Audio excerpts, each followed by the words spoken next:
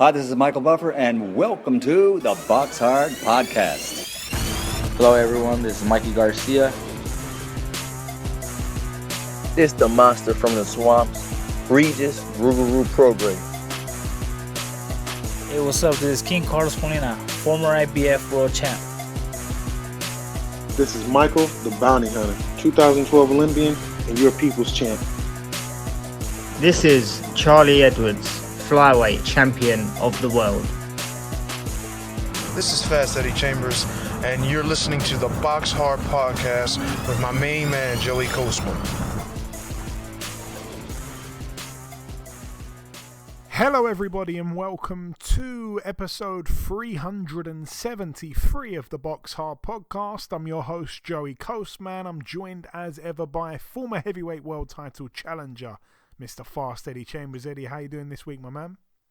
I'm doing good, man. How about you? Always good when speaking with you, Eddie. You bring the good vibes. And yeah, man, it is what it is. We're going to move straight on to the review part of the show. We're going to start here last Friday, December 2nd. It was at the Newcastle Arena in Tyneham Wear, United Kingdom. It was live on Channel 5. Let's start with the undercard. Friend of the show, Lyndon Arthur, now 21-1. He closes his year with a bang. A TKO there in round 2 against Joel McIntyre. I thought that fight would go late. I thought even perhaps that we could see Lyndon Arthur go the distance. But really big statement, I think, from from Lyndon to knock out Joel McIntyre in just 2 rounds. McIntyre now 20-5. I did reach out to Lyndon. I think he's currently ill, so I wanted him to come on the show this week. Perhaps we'll get him on next week. What else do we have? The main event, of course. Wow. Troy Williamson loses his O. He's now 19-1 with a draw. He lost, of course, to Josh Kelly, who's now 13-1 with a draw. He was dethroned, Williamson, of his British Super-Welterweight title. I'm going to run through the rounds. Round 1, an unbelievable round for Josh Kelly. He was hitting Troy Williamson with loads of huge shots. And honestly, Williamson was kind of like, you know, they say like a deer in the headlights. He was getting hit with shots like he did not know were possible. I mean, you know, Kelly displayed every punch in the book and more. The angles were crazy, you know, huge hooks, huge uppercuts. It was literally like a pound-for-pound great against an amateur. Unbelievable round for Josh Kelly. And listen, I really like Troy Williamson. That's no disrespect to him, but Josh Kelly was unbelievable in that first round. I do believe Williamson thought he could walk through Kelly. But yeah, like I say, huge round for Kelly. Round 2, another Kelly round. Kelly's counter-punching, particularly the counter-uppercut, was working for him really well. And to be honest, when you think about it, that counter-uppercut, Eddie, if you can walk someone onto one of them, it's probably one of the best-looking shots in the game, especially if it's done correctly. It was really working well for Josh Kelly. He was very confident. You could see the way he was moving and glancing around the ring. Yeah, excellent round. Round 3, another round for Kelly. I saw someone in the week say that Josh Kelly's going to box like a prime Roy Jones Jr. for a few rounds, then gas out and get stopped. And he was boxing like a prime Roy Jones Jr., you know, tongue-in-cheek, of course. But no, Troy Williamson was second best in all areas. Round 4 was a bit of a scrappy round. Williamson landed probably the punch of the round on Kelly as he backed off onto the ropes. It was a big right hand, landed right on the button. Kelly didn't react much, but I think you could tell he was maybe styling it out a little bit. He did finish well though, Josh Kelly, and again, for me, clinched the round. Round 5 was a huge round for Josh Kelly. He hit Williamson with a left hook followed by a right hook that stiffened the legs, actually, of Williamson. Williamson, I felt already was in big trouble on the scorecards, giving him every single round, given Kelly every single round. Round 6, another punch-perfect round for Kelly. His head movement as well was laser-like. Williamson again was being walked on to big shots. Round 7 was pretty much more of the same. Round 8, another Kelly round. At that point, I decided to stop really scoring it. Round 9, you know, Kelly was battering Williamson with uppercuts, and I felt at that point maybe the towel should be coming in, or at least there should be a question in the corner. Of course, Williamson would keep coming all night, but yeah, I gave Kelly round 10, 11 and 12 as well, so an absolute shutout on my card, and very, very impressive, because again, we know how good Kelly can be, but can he sustain it? Can he keep it up throughout the entire the entire 12 rounds without getting tired, without losing a few steps? Yeah, he can. He's proved it there. And it was, probably the biggest win of his career, I'd say. I mean, Troy Williamson, decent amateur as well. Good British champion. We do have to say, hasn't looked unbeatable all the time. We've seen him dropped before. But yeah, Josh Kelly, I mean, wow, he was unbelievable. And I think it was a glimpse, really, of what he can do. And, Adam Booth, who I've got a lot of trust in, tips Josh Kelly for huge, huge things. So I think, credit to Josh Kelly. I think he is a special fighter, and that loss to David Avanesian doesn't sum up his career. All the best to Troy Williamson. Like I say, friend of the show. Commiserations for him. I have reached out to him. When a friend of the show loses a fight, I feel, it's only right for me to reach out to them, just to make sure they're doing okay, because obviously boxing is such a lonely sport. So I did reach out to him just over text, but I think he's doing okay. And I think he's a bit kind of still in shock. He really thought he was going to beat Josh Kelly quite easily. The bookies couldn't split him, but Josh Kelly was magnificent. Eddie, you unmuted a few times. I don't think you would have seen that fight. Was it an accident? I seen it. I actually watched that. I watched the whole thing. I'm a part of a chat on on WhatsApp, and all of the guys, they'll put fights in there, and that was one of the fights they put in. Watch it from the beginning to the end. And the funny thing is, I seen Josh Kelly. I saw him fight David Avanesian too, and I saw how good he was early on. And when I heard about this fight, and I don't really know much about Williamson, but I do know, the kid, he's really talented. He's really good. Fast, sharp, good head movement, good skills all around. Like if he was like a one punch, like if he had one punch power, he might be one of the next up. So, but, and I had questions because when I watched the fight with him and David Avanesian, I was like, damn, he actually looked like it was going to be easy for him. And then the guy I seen how it started to change, and when he started to step up and started to turn shots over on him, and he couldn't sustain it. But in this fight, he proved, and I don't want to say the style similar from the guy David Avanesian. Obviously, he's a higher level, but this Williamson dude was coming, and he never stopped trying. He showed his mettle because he was taking a whooping, honestly, and he was getting hit with shots, big time showy shots that was coming out of nowhere. And the angles, the right uppercuts early was just, I was like, man, this dude is nice. Like, he got a lot of game with him. And, I don't want to say I was, shocked, because I've seen how good he can be, but to be able to sustain that with that kind of pressure coming at him all the way to the end was impressive. And it shows that he could be a force, as he goes forward, because he really is a talented fighter, that is Josh Kelly. Yeah, I remember talking to Devin Haney a few years back, and Devin Haney said to me that one of his favourite UK fighters to watch is Josh Kelly. And that was, of course, before Josh Kelly lost his O. And I think after he lost his O, you'd have probably laughed at that statement, or many people would have laughed at that statement. But, it's, I think you can see why. Yeah. Yeah, I honestly, what he said, when guys like that know the game, are at the highest level and have an eye for it, say stuff like that, it's not just because of an exciting thing that they saw or this one thing. Like Andre Ward used to always say, man, he's like one of my favorite fighters to watch, talking about me. He's so relaxed in there, just knows what he's doing and blah, blah, blah. And I used to always think, man, that's kind of tap. That's kind of, I don't think he really thinks that. But some of these guys really do, because it's not, they know the game. They know what they can do. A lot of times, look, Devin Haney's,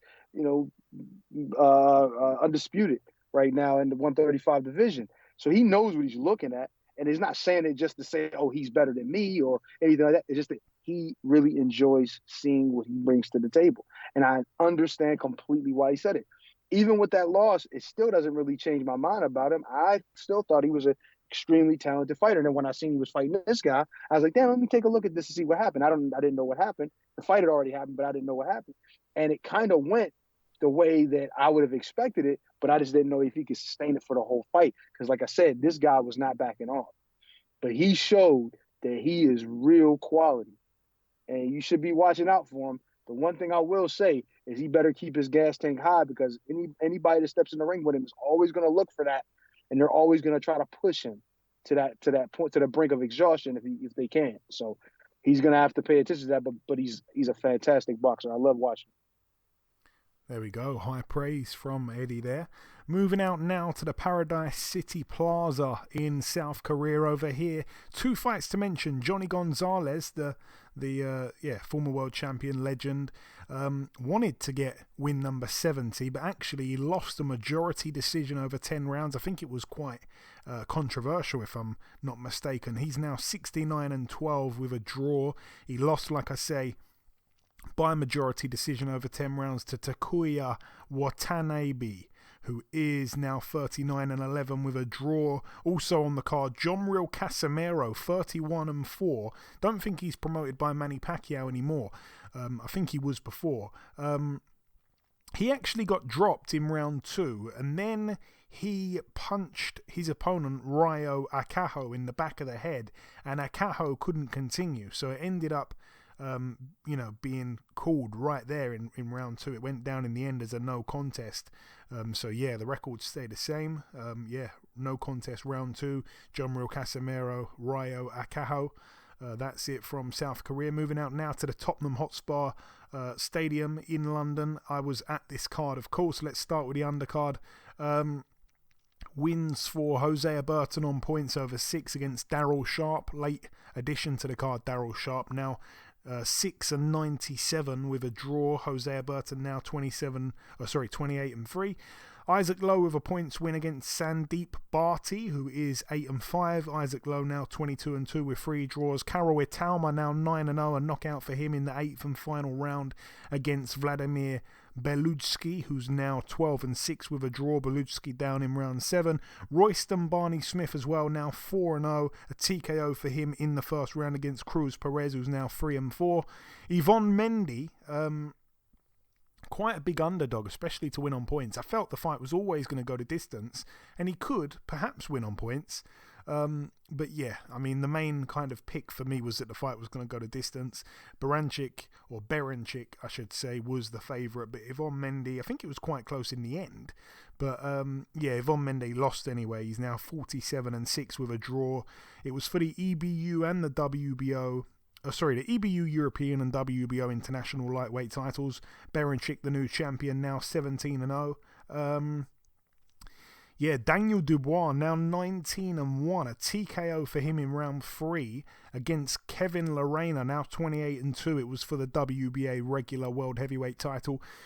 Daniel Dubois down 3 times in the first round, and Lorena down twice prior to the stoppage. Let's get into it. An absolute crazy fight. I was just saying to people around me, just as the fight was starting, I was saying, do not blink. This could be over quick. This could be a 1-round job. This could be a 2-round job. I'd bet on Dubois to win by knockout within 4 rounds and within 6 rounds. I was in utter disbelief when Dubois was down 3 times in that first round. But let's start with the first punch that put him down. I think he got caught. And remember, I've only been at the stadium and seen this in person. I haven't actually watched any TV replays or anything. So going off of what I could see, which is probably very underinformed, but it is what it is. I think he got caught with a punch right in the middle of his forehead. That's how it looked to me. And it didn't look like much of a shot, but his legs were gone. I mean, I don't know if it put him on his back foot and maybe he'd hurt his ankle or something at that point. I believe there was some kind of leg injury. I felt that straight away. But yeah, this punch in the middle of his forehead, it ends with his legs being completely gone. He goes down. Obviously, Lorena ran in to try and land another punch, but he went down, didn't take another clean shot. He was all over the place. Obviously gets back up, goes down again twice. His legs, again, for me, didn't look right. I don't know what it was. He didn't look like he was hurt upstairs so much. I don't know if the equilibrium had gone. Something was not right, though. He barely made it through that first round. He went back to the corner. I have been told that he was saying to his corner, what has happened? What just happened? As if he was concussed. I know that Carl Frampton has come out and bashed the corner, having a go at Shane McGuigan, his own former trainer. Obviously, there was a bitter split between the pair, and it all went to court, and it's all very legal and stuff. So there's bad blood there anyway. But Carl Frampton was saying he didn't feel that Shane McGuigan was looking out for the interest of the fighter there. The fighter's saying what's just happened, he's acting concussed. But yeah, the round after that, the second round, Dubois was on the back foot. Like, almost exclusively on the back foot, which you never see him do, ever. And he was jabbing. He wasn't pressing. He was exclusively throwing arm punches. And that is, again, what, for me, solidified the fact that he's not punching through his feet. Something's wrong. It must be something with his leg. Must be something with his foot. I think it ended up being something with his ankle. But yeah, like, he almost seemed like he was in survival mode. Lorena, I felt, was clearly within touching distance of picking up a version of a world title. Dubois did land in that third and final round a straight right hand. It again didn't look like a massive shot, but I'm used to Dubois touching people with shots that don't look massive and them going down. So Lorena goes down, he gets back up. Dubois, of course, jumps on him with everything he has. And obviously he had to. And Lorena goes down again. Now the bell goes at this point. As far as I'm aware, the bell goes, or at least the 10-second clapper had already gone when Lorena goes down. So when he gets back up, all he has to do is walk back to his corner and he's going to get a minute between rounds to recover. The referee waves it off. I felt it was a little bit of a dodgy stoppage. I think he would have, of course, made it through that round and gone back to his corner and not had to take another punch. But Howard Foster stopped it knowing probably that he would have made it through that round. And he was getting pummeled on the ropes, you know, but the bell had gone. The referee, I think, saved Dubois a little bit.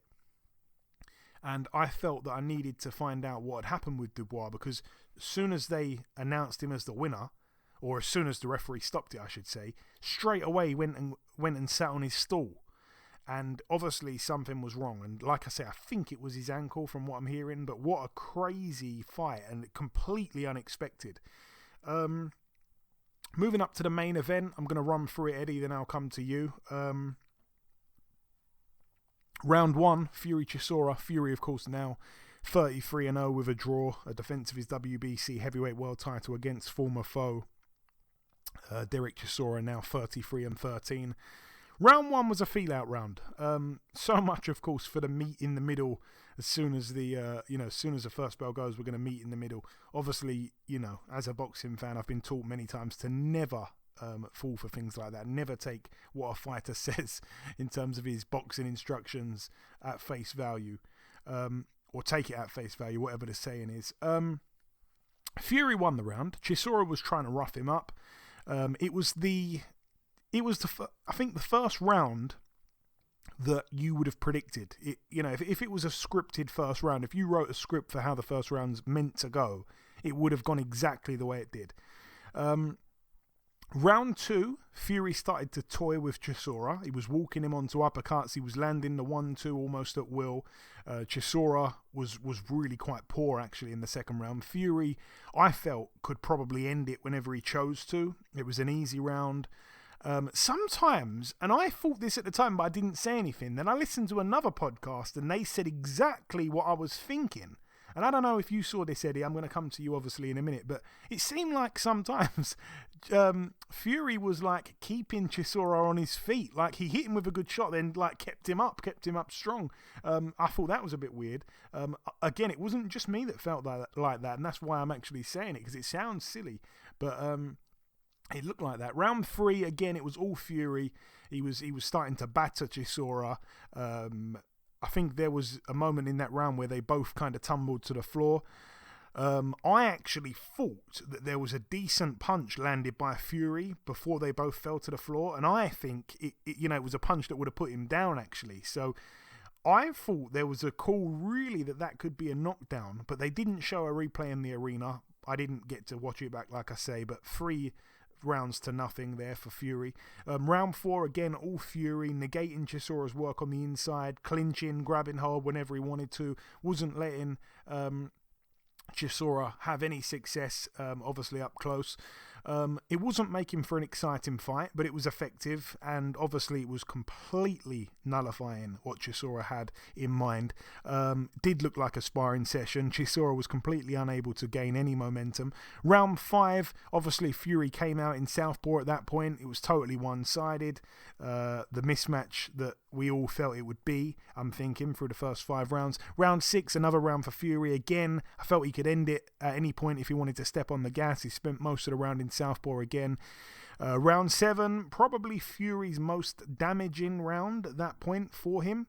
You could see Chisora's feet start to slow. He was getting countered repeatedly. Chisora's right eye was beginning to swell up. It was total dominance from Fury. He was hurting Chisora as well as the bell had gone. He started seeming like he was going to put power behind these shots now, put a bit of weight behind them. More weight than he had done in previous rounds. Round 8, at that point, I thought if I was a corner man for Chisora, I'd probably call it a day, really. He was waiting to get knocked out. Fury bludgeoned him in that 8th round. And, I know it's just Chisora, but Fury did look very good in that 8th round. So clever. I liked as well, Eddie, and it's probably something you're going to pick up on as well, but whenever they'd get in a clinch, Fury would get his head to Chisora's left, just because he didn't want to put his head on the right side, because Chisora is quite good at getting a nice big meaty right hook to the temple in, even though your head's on his shoulder, he's good at getting them in. So every single time he'd go to the left, where I don't think Chisora could do that. But yeah, Fury was very clever. Obviously, again, we see the foot feints that heavyweights just don't do. You're not supposed to use a foot feint if you're a heavyweight, but he does. He's so clever. He hurt Chisora badly as well in the last 5 seconds of that 8th round. Chisora's lip as well was busted. I felt he was ready to go. Round 9 was more of the same. Again, the corner were having a good look at that, perhaps stopping it in round 9. And then round 10, it didn't look like a legitimate stoppage was coming, in terms of putting him down or putting him out, but Victor Lachlan showed mercy on Chisora and stopped it in the end, and I was happy to see the stoppage. Some people were very uncomfortable watching the fight, saying it was just so one-sided, such a beating, but all in all, a very easy win for Tyson Fury, and it's exactly what we expected, Eddie, but I'm looking forward to seeing what you saw from it. Yeah. I hate to say that it looked as exactly as I would have predicted it to look with, and I think, when you said in those rounds, you see it seemed like he was kind of like holding him up and just trying to keep him in there and everything. I think, honestly, and like you said, it looked like he would start to pick up the punches and, try to get him out of there, try to, be a little more forceful with the offense to try to get a stoppage, try to get him out of there, try to hurt him, you know what I mean, essentially. And it just really never looked that way to me. Like you said, also, it looked like a sparring session, like he was just kind of taking it easy in there. And, him and Chisora obviously have I think a decent relationship, and he's probably like, and I don't want to say this, and I don't want to raise this suspicion of all of these things, because, obviously I like Tyson. I'm a supporter. That's my guy. And I don't want to make these things seem like they're not what they're supposed to be. I do believe this was a fight. I do believe it was also a situation where he can throw his man a bone. There's nothing wrong with that within the sport of boxing, because to be quite honest, not a lot of people are going to look out for fighters when their career's over if they don't have anything. You know what I'm saying? If you're struggling after your career's over, who's going to do it for you? Why not another fighter? And then what he's doing is I commend him for doing it. I look at Tyson and I say that's a good thing to do to somebody or for somebody. And even though it was a hell of a way to get an easy buck, it was a painful situation that he went through. But at the end of the day, hey, this is all he knows. And this is his opportunity to get a good payday and possibly retire after, not having to do anything for the rest of his life, hopefully. You know what I mean? If anything, to maybe invest some of his money and like I said, live a good life with his family after. You know what I mean? And I think the fight itself was a formality. We knew it was going to happen within the fight. You know what I mean? I don't think anybody was in there saying, "Oh, Chisora can come out of nowhere and land a big shot." Yeah, theoretically that can happen, but 9 times out of 10, 10 times out of 10, it's not. So, the idea of this fight being something that people were looking forward to seeing was just to see how Tyson would look and to see what condition he would be in and how he would take care of business and whether he would look good in doing it. And he has the ability. He's a big guy. He's a big, strong guy, big, talented dude. He can do pretty much whatever he wants in there with most fighters. So when you have an opportunity to fight a guy who's honestly past it and not able to perform as he would need to win a fight with Tyson, it's kind of up to Tyson to really look at how he's going to look in this fight and to maybe say, okay, well, how do we see him matching up with Usyk? Because that's what a lot of people probably was thinking more so than actually looking at him fighting Chisora and seeing whether he was going to win the fight or not. We knew he was going to win the fight. You understand what I'm saying? So at the end of the day, obviously a good performance. I think there was things that he did, but I think it was all based on the opponent in front of him. I'm not going to say that, every part of it was excellent. You know what I mean? There were some times he could have done some other things, or there were some times during the fight that he probably should have picked it up, but I understand why he didn't. And at the end of the day, like I said, it's a good thing that he did with Chisora and having the fight and then also doing it for the fans and over there in the UK. So I'm just happy. The event was nice. You know what I mean? From what I could see, Chisora gets something out of it, even though he took a beating for it. But hey, this is the hurt business. It's not a tickle contest. So, you're gonna get paid. You're gonna get paid handsomely. You're gonna take a beating for it, and sometimes that's the case. So, good overall performance. But obviously, you want to see him in another fight. In a much more exciting, tougher fight, preferably with somebody who has a belt. And so we'll see what happens in the future here with Tyson. Yeah, and you touched on it there. You said that Tyson maybe threw his friend a bone, giving him the shot, giving him the payday. It's nothing new in boxing. It brings me on to two others that spring to my mind. I remember when I had Layman Brewster on the podcast. I remember him, putting his world title on the line against a friend of his. I think it was Cali Meehan. I think they were really good friends. And I remember Layman saying to me that when I got to the fight hotel, he said Cali's kids run over to me at the fight hotel. They're going, Uncle Layman, and all this stuff. He said it really got in my mind. And of course, he almost lost to him, ended up winning a split decision, almost lost his title. Mm-hmm. And another one is when Roy Jones Jr. told me that he gave Mike McCallum a payday. He said, he was at the end of his career. I used to look up to him.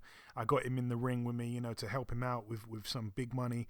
And he said, we were going at it. I purposely didn't want to knock him out. I didn't knock him out, but there was a moment where he thought he did something nice. I really wish I could do a Roy Jones impression because the way he delivers a sentence is just unbelievable. But he goes, he thought he did something nice, and I put him on the floor just to let him remember that I can put him there whenever I want to put him there. And that was it. He let him get up, and he didn't put the beating on him, and he went 12 rounds with him and didn't stop him out of choice. Imagine being that much of a bad mofo. That is what Roy Jones said, and I believe every word of it. Facts, that's facts. And you know what? And just to add to that one thing is like fighters. It's up to us to do it because, to be honest, nobody really gives a shit about us. No disrespect, and I don't want to say too many bad words on this thing, but we're just whores, essentially, to a lot of these people who are in control, straight up, and that's a fact. And if one whore won't do it, another one will, and that's just the way they look at it. So, in order to take care of each other, we got to take care of each other. They're not going to do it. We have to do it. And a fighter's way of doing it is what these guys did for their friends. And that's what it's supposed to be. Well, there we go. And that brings me on to the final card to mention. And I feel like I've really let the listeners down because I'm going to be honest, I didn't see it. And the reason I didn't see it is because I drove home from obviously the Fury card, loaded the Zone onto my iPad, and then fell asleep during the ring walk for the main event. And once I found out the result, I couldn't really be bothered to go and watch it over again. So how terrible. I'm guessing you didn't see the Chocolatito card, Eddie, did you? Nah. I missed that. Okay, that's I'm fine. sorry about that. It's just a good job that no one pays for this podcast, because we would have been getting refund requests. But thankfully, they don't give us anything, so we're not going to give them anything on this card in particular. But I'm going to run through the results on the undercard. Mark Castro, I said it on last week's show, the boxer with the best teeth in boxing, now 9-0, a unanimous decision over 8 rounds there against Michael Villagrana, now 16-4. I expected Castro to get him out, but he didn't. I think this one was a late addition to the card, but Austin Ammo Williams, 12-0, got in with Simon Madsen, who was 13-0, ended up going the distance over 10, and it was a unanimous decision win for Austin Ammo Williams, now 13-0, takes away Madsen's O. Diego Pacheco with another knockout win, now 17-0. It took him only 2 rounds to dispatch of Ricardo Luna, now 24-9 with 2 draws. It was for the WBC United States Super Middleweight title. Elsewhere on the card, the undefeated Joselito Velasquez, now 15-1 with a draw. He was upset in the end with the bookies over 10 rounds. He lost unanimously to Christopher Rosales, former WBC flyweight world champion, now 35-6. Just a reminder there that Rosales is not food. He's not, he's not just there for the taking, and he was able to spring an upset there. Obviously, Velasquez was stepping up in levels, a hell of a jump. And Rosales, just a little reminder there, don't run too quickly, or don't what do they say, run before you can walk. Moving up the card once again, Julio Cesar Martinez, now 19-2, a majority decision over 12 rounds. He retains his WBC flyweight world title against, I think he was from Spain, Samuel Carmona, now 8-1. He loses his O. Martinez just doesn't seem like he's the same fighter he was a few years ago. Doesn't seem like he's just walking through people anymore. He was like a miniature version of Jaime Munguia, but he doesn't seem the same. And the main event, Juan Francisco Estrada, now 44-3. He was able to beat Roman Chocolatito Gonzalez, which means in the trilogy now it's 2-1 to Estrada. Gonzalez now 51-4. Another really close one by all accounts. A majority decision over 12 there for Estrada. And of course he wins now the vacant... well, it's not vacant, it was vacant, but he's now the champion. The WBC World Super Flyweight title belongs to Estrada. Like I say, would have liked to see Chocolatito do it. I'm not quite sure why, because Estrada hasn't necessarily done anything wrong. But yeah, what great fights they've delivered over the years. And I don't know, will we see a fourth? I think if we do, I promise to not fall asleep on the ring walks of that. But yeah, that brings the review part of the show to a close. The final thing for me to do is to welcome this week's special guest. Ladies and gentlemen, please welcome the English Super-Welterweight champion. It is, of course, Mr. Sam Gilley. Sam, welcome back on the show, my man.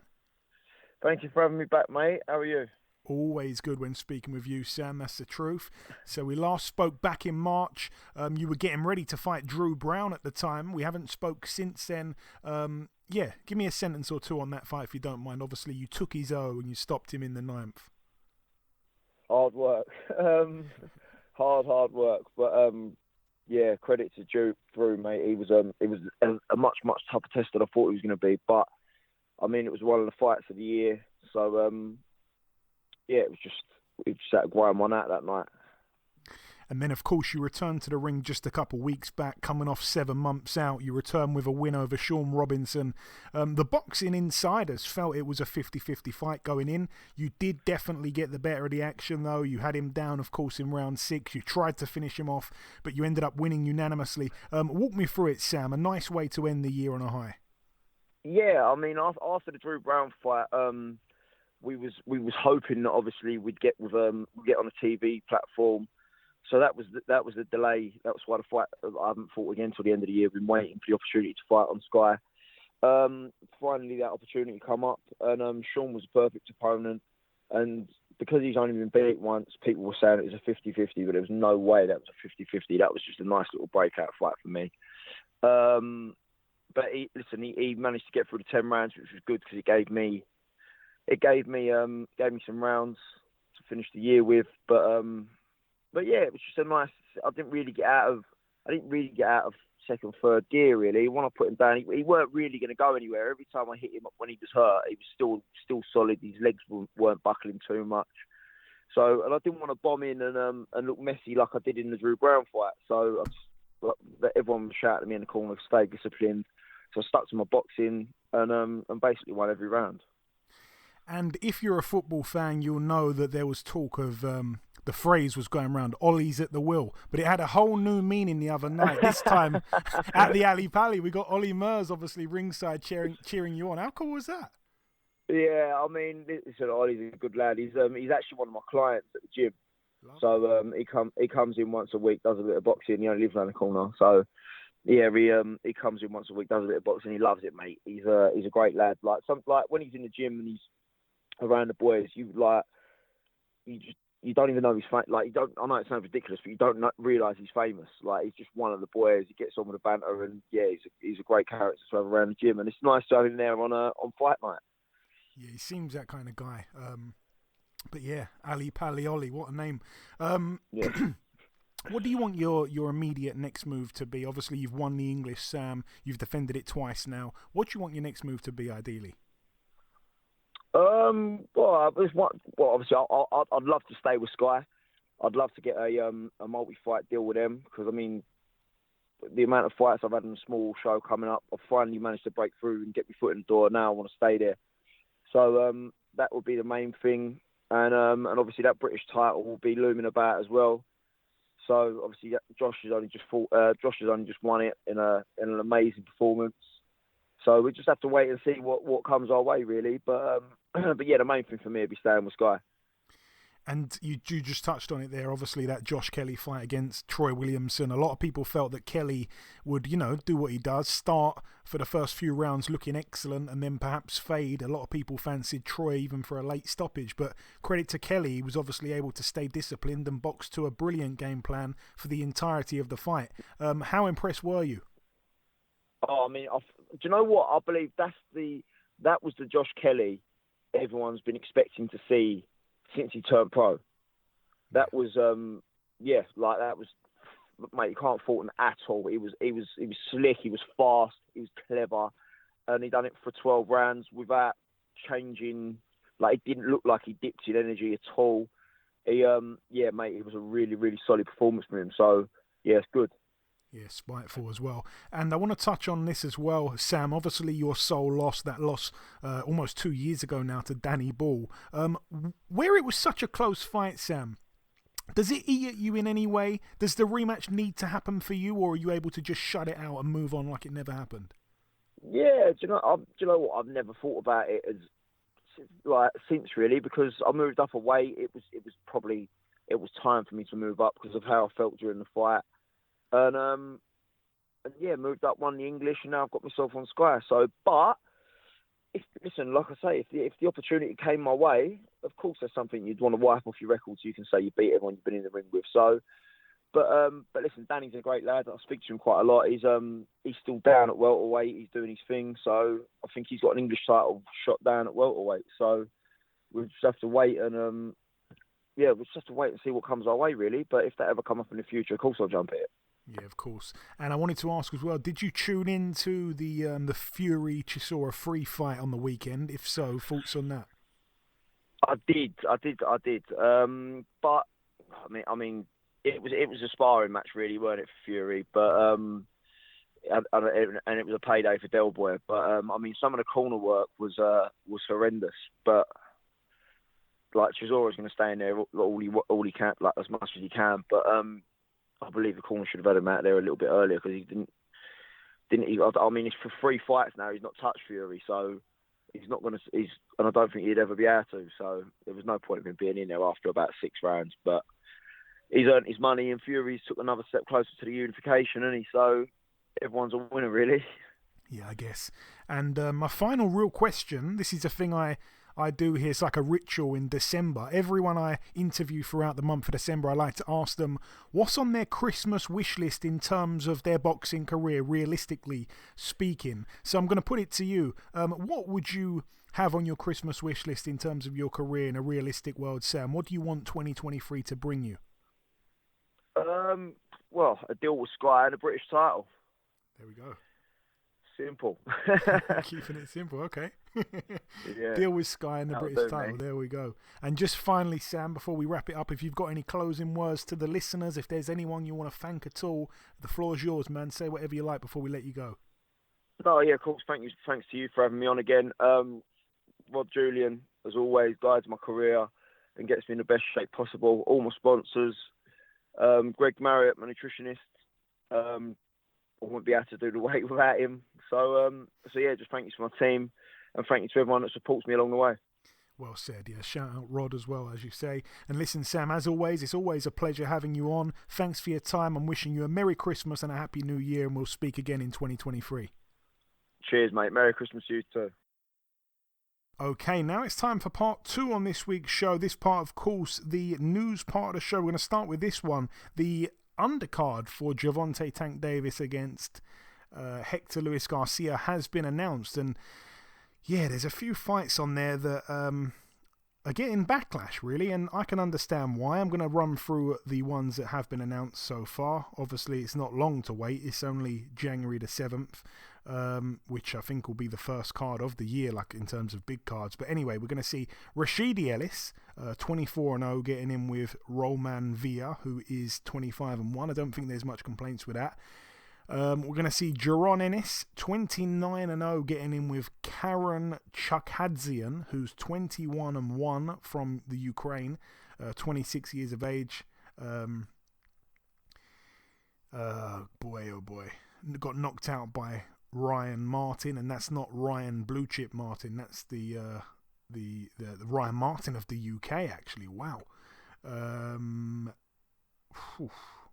Yeah, it's another step down for Jaron Ennis, unfortunately, so I'm not too pleased about that.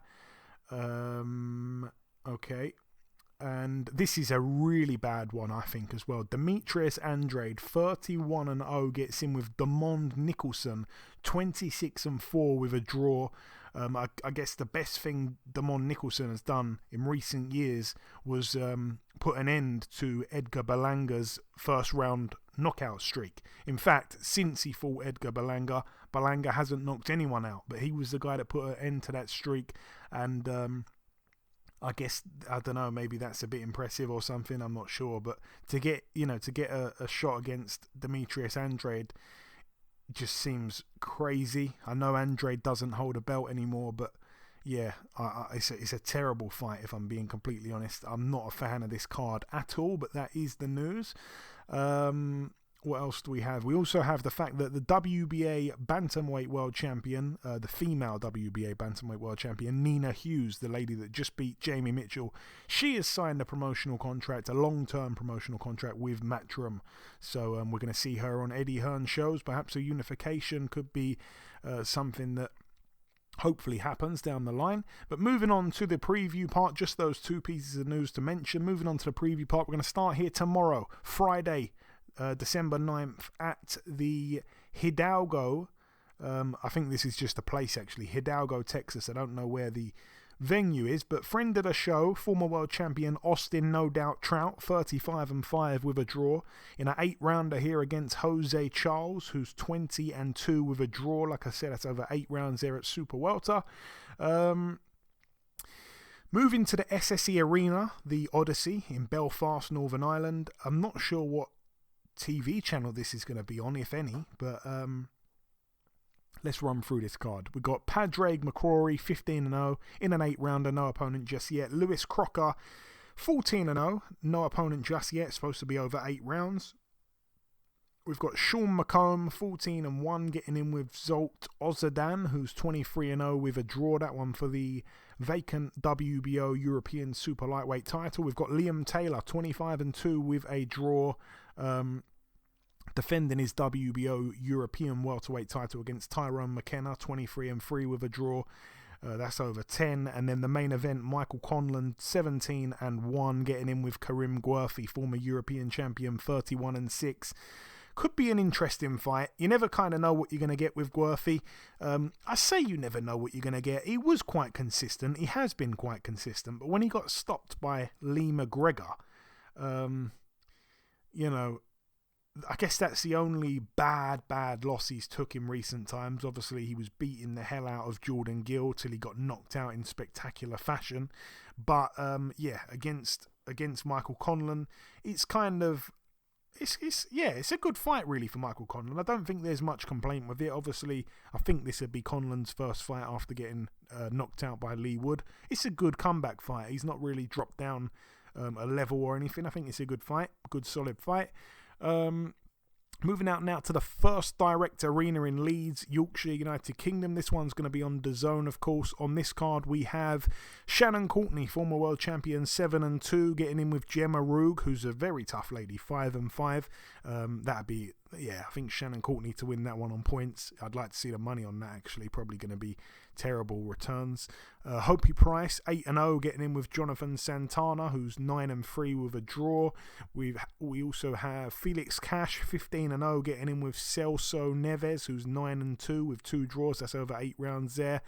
We've got James Metcalf, 23-2, fighting for the WBA Continental Super-Welterweight title against Courtney Pennington, who's 16-5 with 3 draws.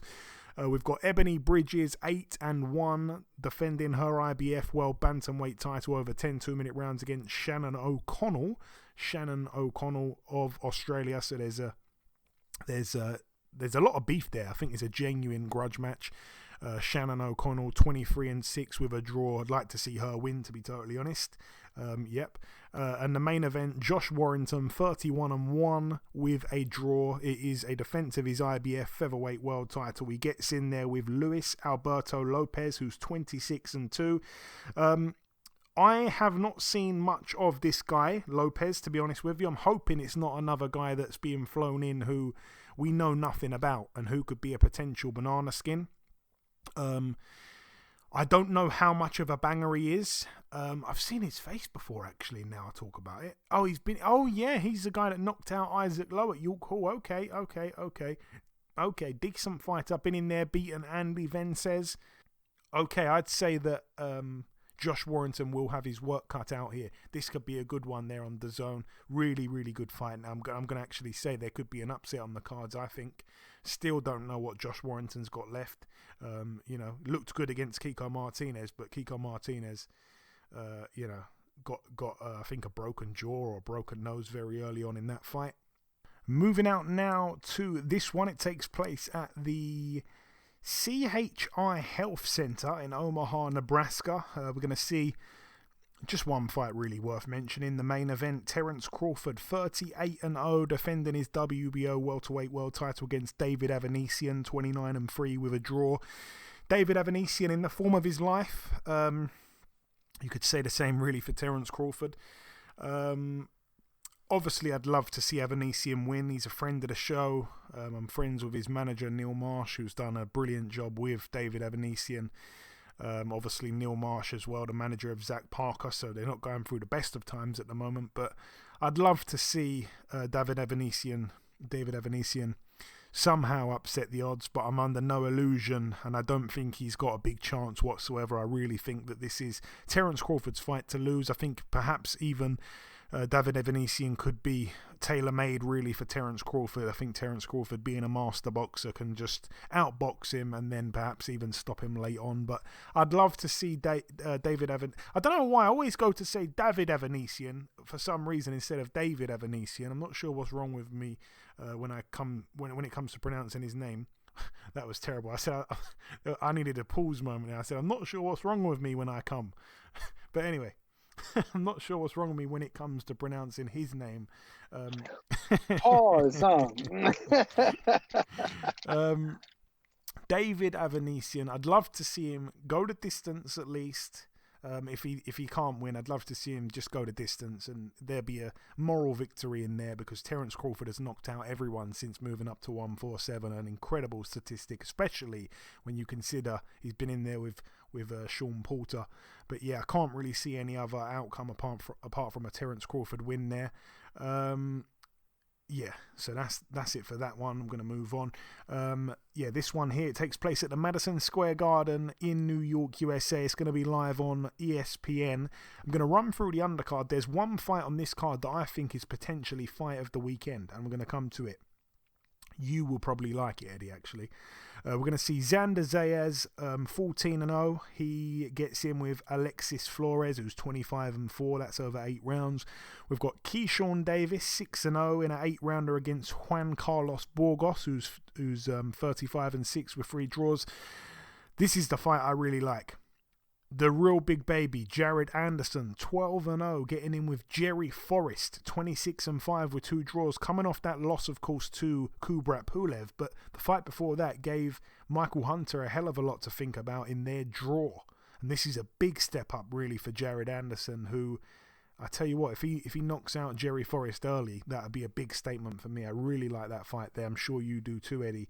And the main event, of course, for the WBO International Super Lightweight title, Teofimo Lopez, 17-1, a 10-rounder here against Sandor Martin, 40-2. I think fighting for the first time since beating Mikey Garcia. And that was a huge shock. Teofimo Lopez, like I say, is second fight at 140. It's going to be a tough one. It's going to be a really tough one, you know. I think there's no way in the world Teofimo is going to go in there and bang him out early. No way. I think it goes the distance. I think Sandor Martin could potentially win this on points. I was so impressed with his performance against Mikey Garcia. I think Teofimo Lopez, you know, even though he lost to George Kambosos and he come back, moved up a weight. You know, he claimed there was a lot of health problems with himself, and he come back up a weight, like I say, and got the knockout against, I can't remember the guy's name now who he boxed. He looked good in that fight. It was good to see him back, but it didn't look like that same old destruction machine that he once was. And for me, something is not quite the same with him. And I think Sandor Martin will be completely unfazed. He's come to America. He's upset the odds in the past. He's done it to Mikey Garcia, of all people. Such an established, excellent fighter, albeit, I guess, at the end of his career. He retired afterwards. Teofimo Lopez, though, has had his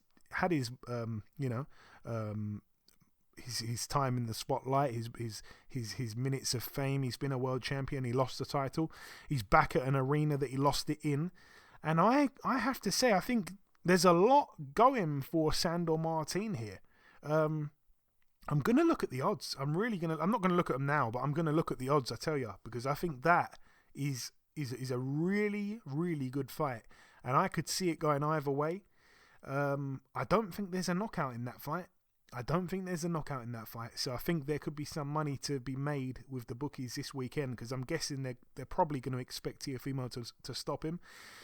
And then we're going to end the preview part with the final card to mention. It takes place at the Caribe Royale in Orlando, Florida, over here.